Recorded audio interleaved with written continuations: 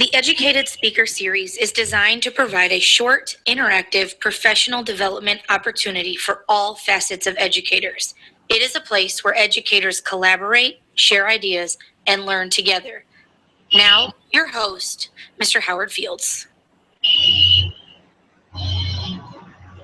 Thank you so much for joining us for the Educated Speaker Series. I am your host, Mr. Howard Fields. Today we have a spectacular show for you. Today will be the culminating event for the three-part series of STEAM. And like I stated just before, we have some outstanding guests for you. But before we get to our guests, I want to remind our audience that you can interact with us using the hashtag ESSeries on Twitter. Again, hashtag ESSeries. We will get an opportunity to hopefully get your comment or your question on today's show. But without further ado, I would like to introduce our first guest.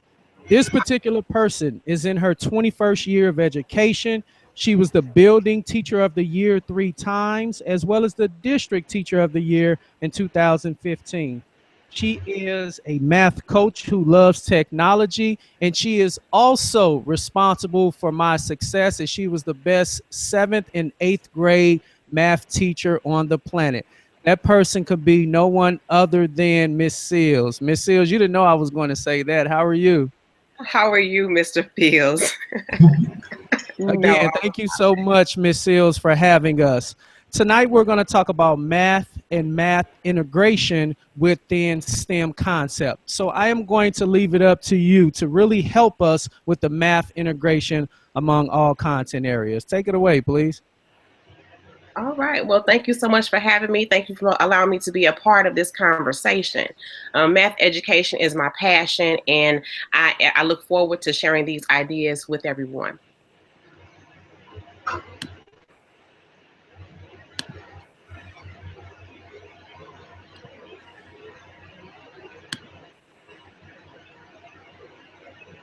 Okay, so tonight the discussion is going to be on integrating mathematics into other content areas so that we can help promote those skills that the students only see in one facet. What we need to be aware of as educators is that students learn from seeing it in multiple areas and not just confined to one classroom and for a one-stop shop.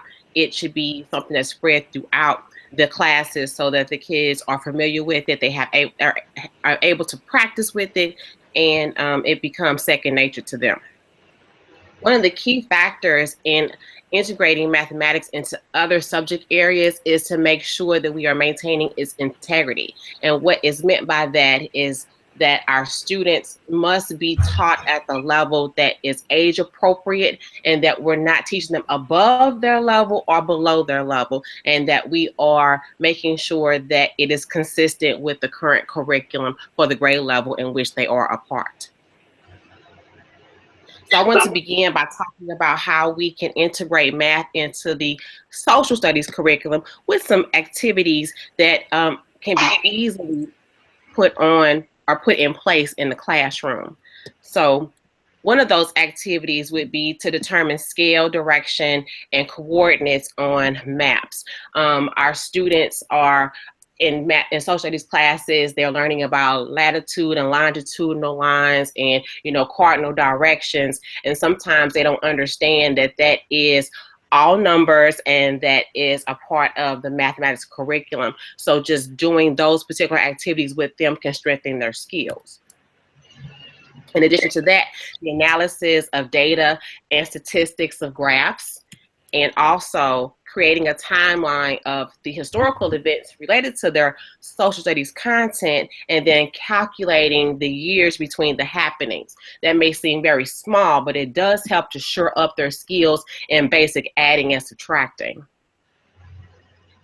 In English classes, some activities can include the tallying of the usage of the articles a, and the in reading passages to identify mode. Mode is a mathematical term that discusses, or the topic of mode is to show how often something appears.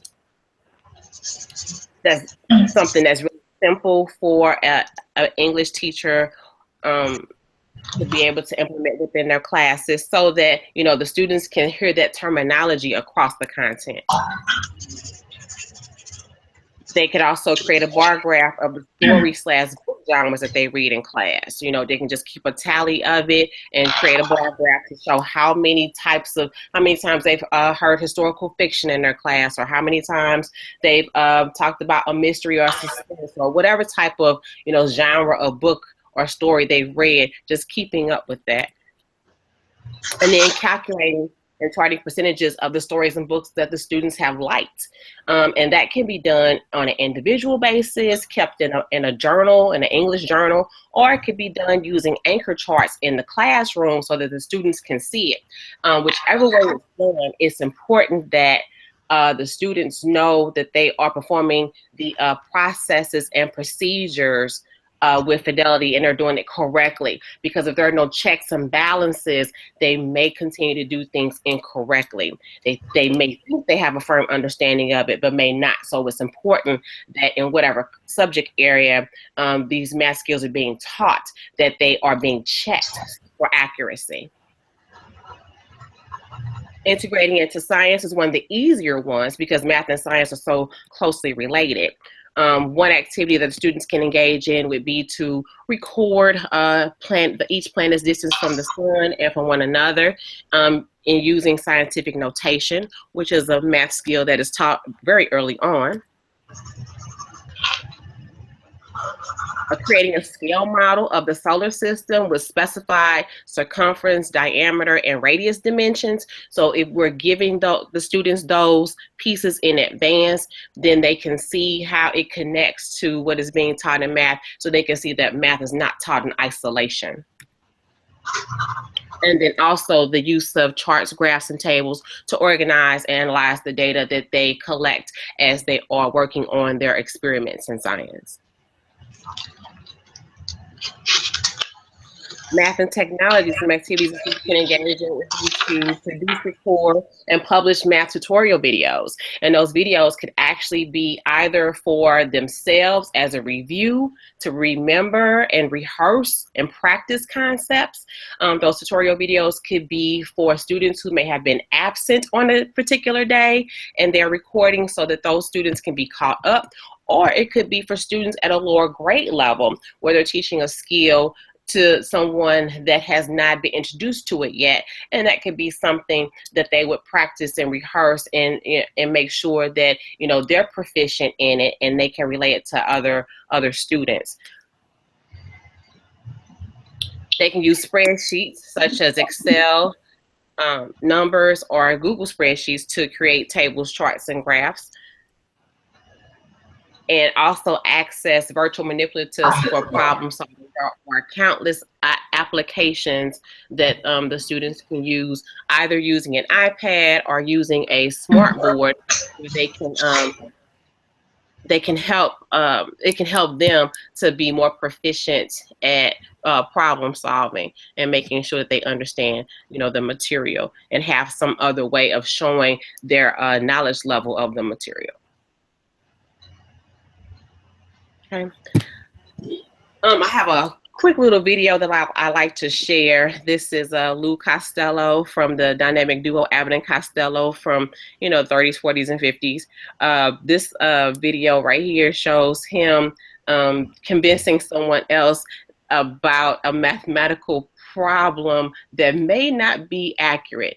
And this is just a little cute video to show that sometimes our students really think that they have learned something and they have learned it incorrectly, and it's hard to convince them that they're not right. So I'm going to share this little video with you.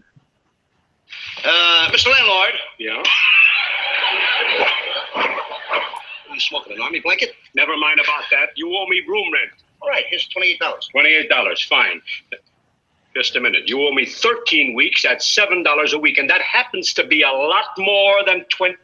Well, that comes to $28. Did you go to school? Yes, sir. Do you mean to say that you can prove that 7 times 13 is 28? Well, it's got to be. Certainly it is, because Mr. Rabbit Knight, that's $28. That's what you get. If you can prove it, I'll tell you what I'll do. I will give you the room rent for nothing. You will? But If you don't prove it, you owe me double the back rent. Is it a deal? That's a deal. Okay. You happen to have any Crayola on there? Crayola? Never mind. I got it. Oh, you have? I got the Crayola. 7 into 28 is going to come out 13. That's your way. That's my way. It's got to come out right. Now, first, I put down a 7. Right. Now, I'm going to divide the 7 into 28. Yeah. I put a 28 there. Okay. Isn't that cute? Now, here we go. 7 into 2. 7 will not go into 2. Will not. That's a very big 7 to push into that little bit of 2. That's what it is. We ain't going to hurt that little 2, are we? Of course you won't. So we take the 2, open your hand, Yes. and I put that 2 right there for safekeeping. But don't drop it and don't lose it. Now, 7 into 8. Once. I put the 1 over here, 1 over there. Now, we're going to carry the 7 because it's very big and it's getting heavy on my shoulders, and I'm going to drop the 7 under there. Now, 7 from 8 Is 1. is 1. I put the 1 down there. Mm-hmm. Now it comes. Would you mind opening up your palm of your hand, please? I would like to use that 2. Open it up. Give me that 2. You had it long enough. I'm going to put that 2 right there. Now, 7 into 21. 3 times. That's right. 7 into 28. 13. Wait a minute. You have to prove this even better than that. You can prove it very easily by multiplication. You mean you want me to multiply it? No, not multiply. Multiply. Multiply. All right. Multiply it. 7 times 13 is 28. Go ahead. Now, first, we got to put down a 13, right? Right. There's a 13. Times 7. Times 7. Right. 7 weeks times 13, right? 7 times 3. 21. 21. 7 times 1. 7. 7. 7 and 1. 8. And 2 to carry. 28. Now, wait a minute. I'm still not convinced. There's one sure way of proving this. One sure way, and that's by addition. You want me to addition it up? I want you to put 13 7 times on that wall and then draw a line and add them up. You want me to put down 13 7 times? That's right. That's got to come out right. There's 1, 1, 2, 2, 3, 3, 4, 4, 5, 5, 6, 6, 7. Wait a minute. What's the idea of spreading them out like that? That looks like a flock of seagulls going to hit the electric poles. Now we're going to add them up, right? All right, go ahead. Here we go. 3, 6, Wait a 9. minute. Let me do the adding this time. Good. Come out right. Well, 3, 6, and 9. Just a minute. I will do the adding. Then there'll be no mistake. Yeah? All right? $28 here. All right? Now, Go ahead. If you had it up, go ahead. 3, 6, 9, 12, 15, 18, 21. 22, 23, 24, 25, 26, 27, 28.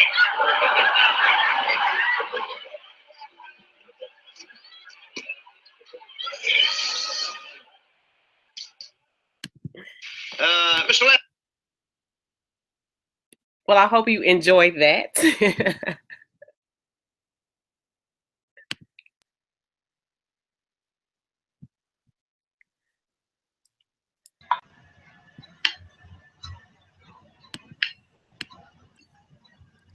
I'm guessing we have some technical difficulties. Are you back on? I am. Can you see me? Yes. Okay. Dr. Harris, are you back on? Can you hear me, Dr. Harris? I can. Can you hear me?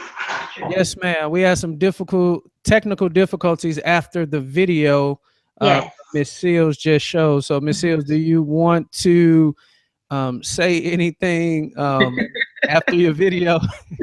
I thought that was really cute, and it is a true testament of how our students think sometimes. You know, they can prove to us several different ways how to come up with answers incorrectly. So I just wanted to show that even back in the day, that was still the case. So we have a lot of work to do, because sometimes, you know, as older adults who are raising children who have not been in classrooms for a long time and don't know the new math, sometimes we do run into those questions as to, you know, well, I thought I was doing this correctly. So we have to, it's a lot of work on educators to unteach and have the students to unlearn ways that they have been taught. So I thought that was a really, you know, cute way to justify that, the work that we have ahead of us. Agree. Thank you. I appreciate you sharing. Now let's go on to our second guest. Tonight, we will have someone who is in her 20th year of education. She has served in urban districts in states such as North Carolina, Virginia, DC, and the state of Missouri, where she is in her second year as superintendent at Poclaris Mastery Academy in St. Louis, Missouri. Please help me thank Dr. Harris for joining us on the Educated Speaker Series. Dr. Harris, how are you? I'm well. I'm excited to be here this evening to speak to you, our educational community, and be on the platform with Mrs. Seals. So thank you for having me this evening.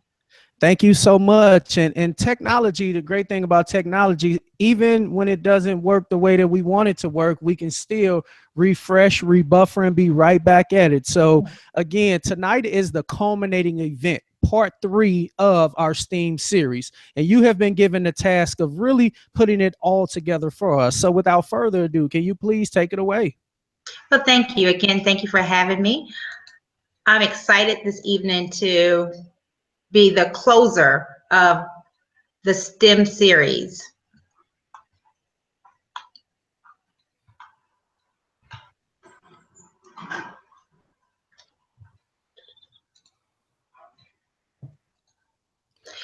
So tonight we're going to talk about the importance of STEM and STEAM education. The beautiful part of STEM and STEAM is that we get to push through to some greater learnings that we know are important. So tonight, for our chat focus or foci, I really want to focus on a few separate areas. First, what is the difference between STEM and STEAM education? And why is it important to integrate STEAM components into the classroom? What are some considerations that teachers need to use when integrating STEAM in their classrooms? And last, but equally as important as all the others, if not more so, what are some characteristics of great STEAM lessons? Again, I wanted to put this out there for the community because I know that there are individuals who will be tweeting this evening, and I want to make sure that they're able to completely and fully participate. There is a phenomenal quote by James Paul G that speaks to that games, not schools, are teaching kids to think. I'll give you a few moments to read the quote. Essentially, this quote is speaking about the schools are inundated with skill and drill tactics that force children to sit mindlessly and participate in multiple choice testing. So essentially, students aren't learning anymore. We're focused on having them memorize. And Mr. G goes on to say that schools are not producing the kind of agile, analytical minds that will lead a high-tech global age. I can say that perhaps once upon a time that may have been true, but when we incorporate STEAM education into our class environments, that is truly not the case. So what is the difference between STEAM and STEM education? Well, first and foremost, STEM is a curriculum based on the idea of teaching students in an integrated fashion, where we're looking at science, technology, engineering, and math. But from there, we get STEM. And STEM is when we add art into STEAM, art into STEM and come up with STEAM. The greatest approach is yielded from STEAM education is that students are then able to take their collective knowledge, integrate those, and come up with practices through a design engineering process that really allows them to come up with testable solutions. So we're pushing children's wonder, their critical thinking, their creativity, and innovation. When we think about the importance of integrating STEAM components into the classroom, I liken this to what we know about the scientific method, that we want to start off with a problem. We want students to have the opportunity to investigate problems that they find in their traditional world. We want them to discover and develop hypotheses that can be tested.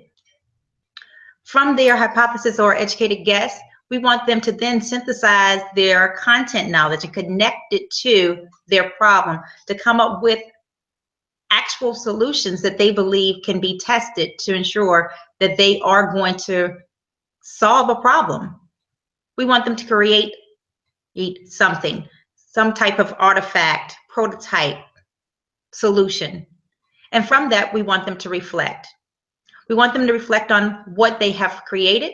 We want them to reflect on their successes, but also, most importantly, we want them to reflect on their failures and use this as a catalyst to push them deeper into the learning, where they generate more questions, more understanding, that will then go back into identifying, can whatever they have created been adapted to better support their problem that could improve upon what they've already gotten. This is very different from the traditional way in which we teach students, because typically when students get A's, B's, C's, or whatever grade they get, it's done and over with. Through STEAM education, we continue to refine their thought processes and their learning. So essentially, STEAM integration is about ensuring effective teaching and learning practices. It's about engaging all students in the learning process by using what they already know or their prior knowledge, and then creating from there where they already know certain things, where we get to provide them opportunities to explore and investigate not only the questions that they currently know, but also questions that they will develop through the process of trying to solve those problems. And eventually, STEAM education enables our students to solve problems that they have identified. There are some important considerations for teaching when you think about STEAM.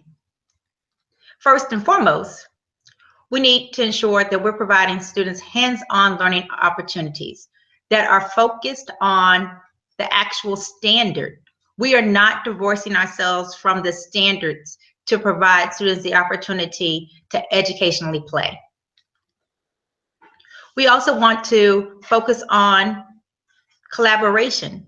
We want our students to work together to develop soft skills of collaborating in and of itself, but also to understand that through collaborative work, we're actually maximizing student learning, because students will push themselves to ask deeper questions, but also develop new knowledge. We want them to extend their learning through justifying their thinking. All too often in education, we don't focus on teaching children how to think. But through STEAM education, we are giving students the opportunity to justify their thinking, to learn not only what worked, but also what didn't work, and being able to explain why it didn't work. Again, a deeper level of understanding and learning. We want them to be reflective practitioners and utilize the reflective and problem-solving thinking approach to make adaptations to their original work so that they can come up with better products than what they had initially developed. And then I think one of the most important takeaways is that we want teachers to serve as facilitators of learning, so that students actually get the opportunity to teach themselves and learn at a deeper level. I know earlier in the Educated Speaker Series, there was a segment on formative assessment, and this is the role for the teacher in STEAM activities, for the teacher to learn what students know and what still is left unmastered through formatively assessing the STEAM activity. So there are some key characteristics of a great STEAM lesson. First and foremost, again, we want to ensure that there's a real-world application. These are real-world issues with real-world problems. We want students to use the engineering designing process so that they continuously push forward for new knowledge. So they're going to, again, identify or investigate a problem. They're going to develop a hypothesis. They're going to create, and they're going to come up with a testable solution, reflect, and then go back through this entire process once again. We want to ensure that students have multiple opportunities to engage in inquiry, to develop that critical thinking that is so key to student learning. We want them to collaborate and communicate their learning and experiences. We want students to forget the idea that there is a singular right answer, which is what we often find in multiple choice testing. We want them to know that there are multiple right answers, and we want to reframe failure so that people understand that every time you fail, we're failing forward. We're developing new knowledge, new understandings for what didn't work. There is a great understanding that Thomas Edison, who produced the light bulb, found one way to get the light bulb to actually turn on, but found 10,000 ways that it didn't work. I would like to say that all 10,000 of things that he found that did not work were equally as important to his final discovery of what did work. And then lastly, I think it's important that we remember that we're not divorcing our standards, but we are really focusing on staying within our content, focusing on our standards, and rigorously applying the two. So when we think about STEAM education, we want to make sure that we know that, again, we still have reading, writing, arithmetic as we have always. We still are looking at the individual student and what they have accomplished, but we are pushing students towards greater collaboration, the understanding that through working together, we can create real testable products that are solutions to problems in our environment. And then we want to see that students are going to be involved in inquiry, where they're learning and identifying their own level of understandings, but then taking that understanding back into a collaborative environment where they're going to create a better understanding and a better response to the